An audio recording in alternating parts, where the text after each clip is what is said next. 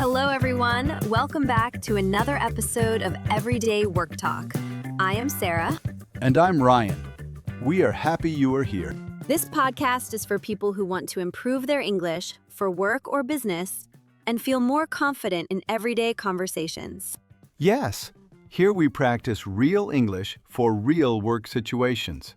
And we keep the language clear and easy to understand. No long grammar lessons, just natural conversations you can use in any job. Ryan, how was your weekend? Did you actually relax, or did you spend the whole time thinking about our office project? To be honest, Sarah, I had a great time. I went for a long hike in the mountains, and I did not look at my phone once. No emails and no messages. The air was so fresh and the sky was perfectly blue. It was exactly what I needed after a busy week of staring at a computer screen. Oh, that sounds amazing. I tried to do the same, but I found myself checking my calendar on Sunday evening while I was having my coffee. I felt a little guilty because I should have been relaxing, but I was worried about the big meeting on Monday. I know how you feel. It is a very common feeling for people who care about their jobs. It is so hard to stop thinking about work when you are at home. But I think that is part of our problem. We forget how to be happy and present during the week. You are so right. We spend so many hours at our desks every year. If we are not happy there, then we are not happy for most of our lives. That is a very long time to be unhappy. Exactly. That is why today we are talking about how to be happy at work. Simple ideas. We want to share some easy things you can do to feel better every day without changing your whole life or your career. It is not about a big promotion or a huge salary increase. It is about the small things that make the day go faster and make you smile more while you are typing or talking on the phone. I am really looking forward to this discussion. I have a few ideas that really changed my office life last month and made me feel much more energetic. Me too. I think our listeners will find these very helpful for their own careers and mental health. But before we start, we have a little task for you. Listen carefully to the dialogue. We put 4 advanced phrases in the conversation. These are B2 level phrases. They are very common in American professional settings. We will explain them all later in the second half of the show, so you can use them too. Ready to start, Sarah? I want to hear your first idea for a happy office life. I am ready, Ryan. Let's talk about how to enjoy our jobs a bit more, starting tomorrow morning. So, Sarah, you always seem so happy when you come to the office in the morning. What is your secret? Do you have a special routine, or do you just love meetings? No, I do not love every meeting. But I notice that my mood really depends on how I start the day. I used to arrive at the last second and run to my desk feeling stressed and thirsty. I do that almost every day. I usually have to get a move on if I want to catch the bus on time and avoid being late for the morning update. It is a very fast and stressful start to the morning. That is exactly the problem. Now, I arrive 10 minutes early. I use that time to make myself some tea and say hello to the people in the kitchen. It makes me feel human, not just like a machine in the office. That is a small change, but it sounds very effective. I usually just hide behind my computer screen and start typing immediately without saying a word to anyone. You should try it.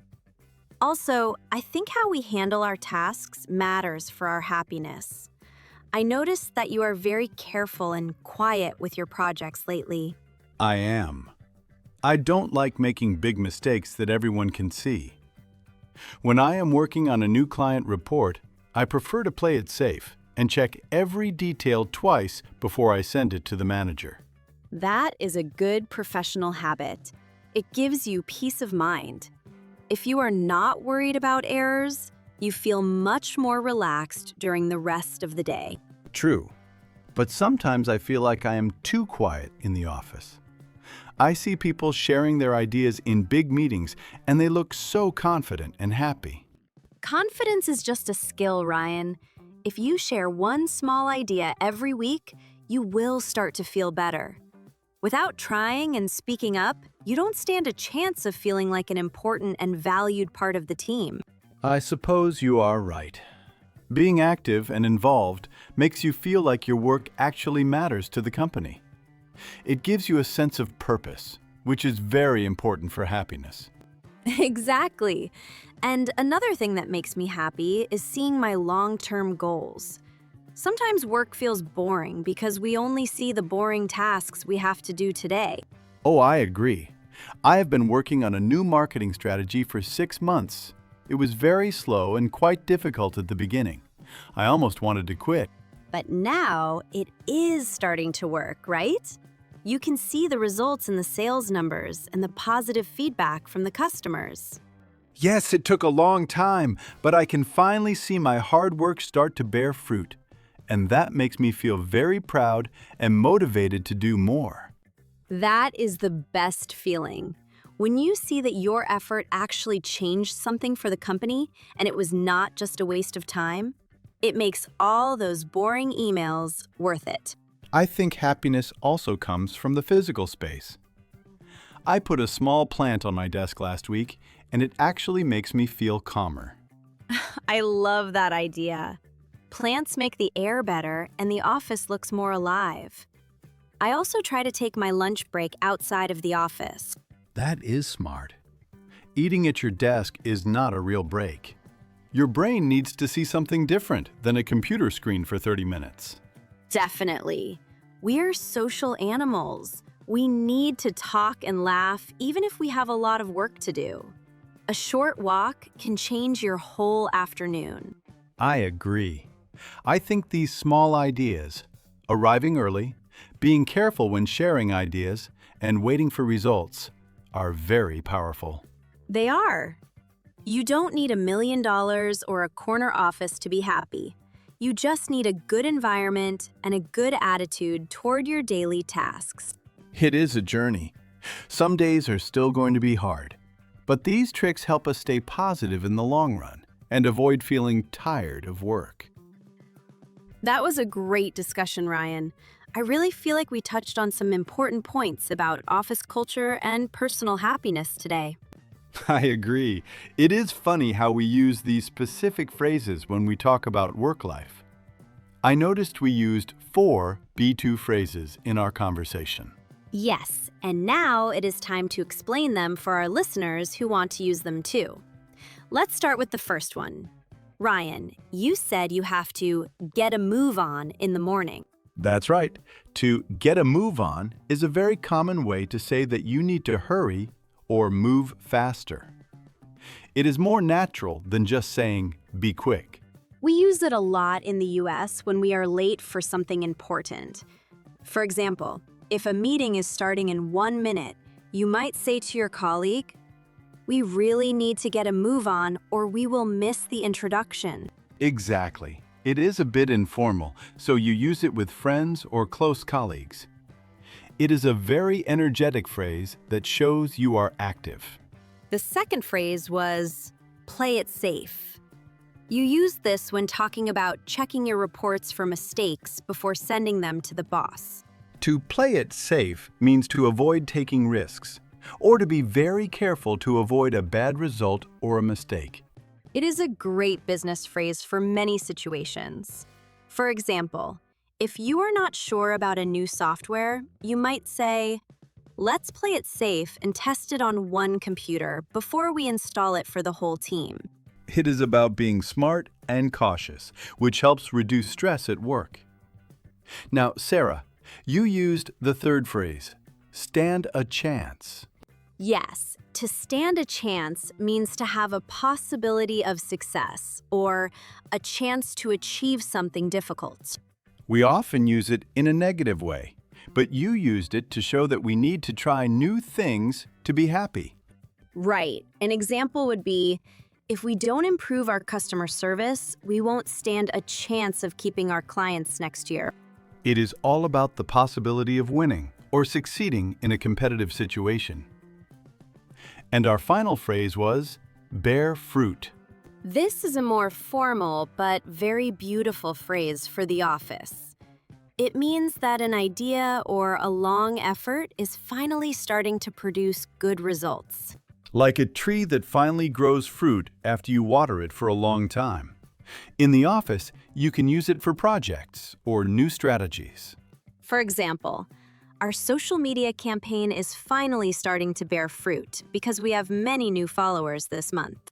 It is a very satisfying phrase to use when something is finally working after a lot of hard work. Let's repeat them all one more time for everyone. Sure. First, we have get a move on, which means to hurry up because you are late. Second is play it safe, which means to be careful and avoid unnecessary risks. Third is stand a chance, which means to have a possibility of success. And fourth is bear fruit, which means to produce positive and good results. These are all excellent for your B2 level English. They make your speech sound more colorful and more like a native speaker at the same time. I think if you use these in your next meeting, your coworkers will be very impressed with how natural your English sounds. I hope so. It is always fun to use a new idiom and see how people react. It makes you feel more confident. It really does. It shows that you understand the deeper parts of the American language, not just the basic words from a textbook. And that confidence is another way to be happy at work. When you feel like you can communicate well, you feel much more relaxed. I totally agree, Sarah. Learning these phrases is a great investment in your professional happiness. Well, Ryan, we are almost out of time for today's episode. I really enjoyed talking about happiness at work with you. I feel better already. Me too, Sarah. It is a topic that affects every single person who has a job. We hope our listeners feel a bit more inspired to try these simple ideas tomorrow morning. For our listeners on YouTube, we have 2 questions for you today. We really love to hear your personal stories and opinions in the comments section. Question number 1. What is one small thing that always makes you happy when you are at your office or your workplace? Maybe it is a specific snack or a person. And question number 2. Have you ever had a project that took a very long time to finally bear fruit? Tell us your story of success and how you stayed patient during the wait. We read all of your comments, and they really help us understand what topics are most important to your career and your life. It is like a community here. Also, if you found this episode helpful, please do not forget to like the video and subscribe to Everyday Work Talk. It really helps the channel, and it ensures that you never miss a lesson. We want to help as many people as possible to feel confident in English. We have another very exciting episode coming up for you tomorrow. It is a topic that is very common in modern business, and everyone deals with it eventually. I am really looking forward to it. It involves some great new vocabulary and idioms that will help you in your next meetings or job interviews. It is going to be very dynamic and full of useful tips just like today. So make sure you tune in for that and bring your notebook to write things down. Thanks for listening today, everyone. Remember to stay positive and keep practicing your English even for 5 minutes a day. It makes a big difference. Have a wonderful and happy day at work. We will see you next time on Everyday Work Talk. Goodbye, everyone. Bye.